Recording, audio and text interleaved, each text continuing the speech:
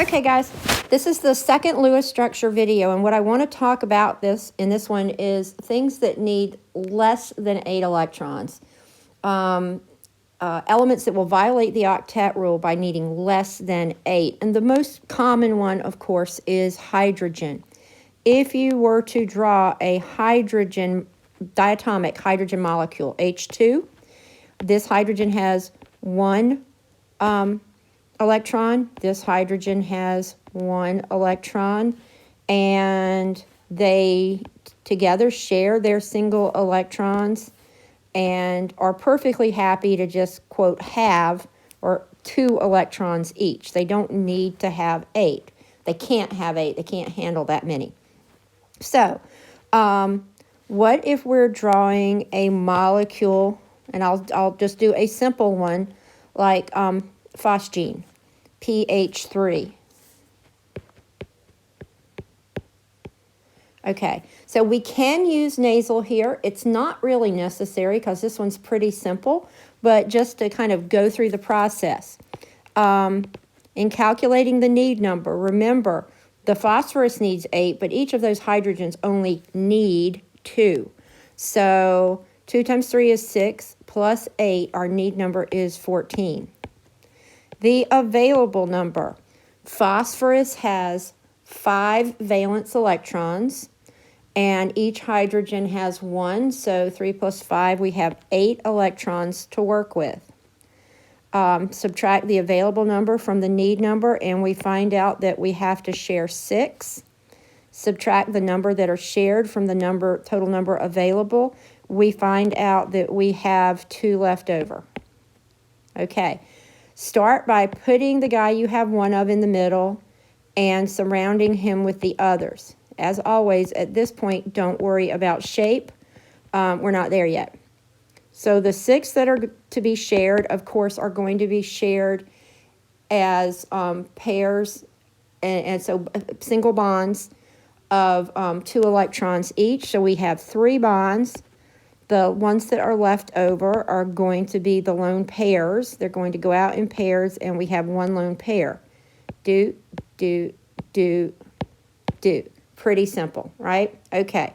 So if we're talking about things that need less than 8 electrons, it is pretty simple to modify how you work with nasal, and it's really going to be all about focusing on the need number, remembering who needs 8 and who doesn't need 8. There are other elements that, like hydrogen, will form covalent bonds and not get to a complete octet. So last year we made a list. I want to make that list again and then talk about how we would draw Lewis structures using those things. So the element,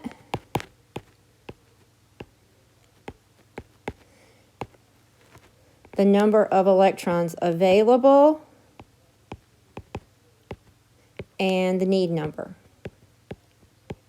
And of course, as always, the need is just kind of a fictitious thing that helps the math work.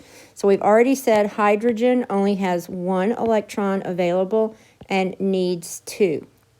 The common exceptions that you could see on the AP exam are beryllium having 2 and needing 4. Okay, take a second to look at that. As we go forward, we're going to be talking about the difference between covalent molecules and ionic compounds. We tend to think of covalently bound molecules as groups of nonmetals sharing electrons, but beryllium is a metal. It can covalently bond because it has such a low electronegativity, and we'll talk about the spectrum from ionic to covalent and what electronegativity has to do with that later. But yes, beryllium is a metal that can covalently bond, but when it does not need to meet the octet rule. It only, quote, needs 4 electrons. It has 2.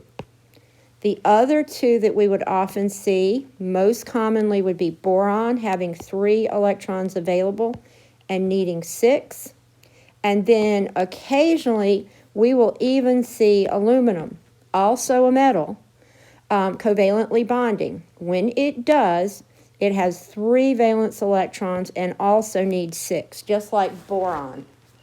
So, let's say that you need, well, that's not going to erase anything.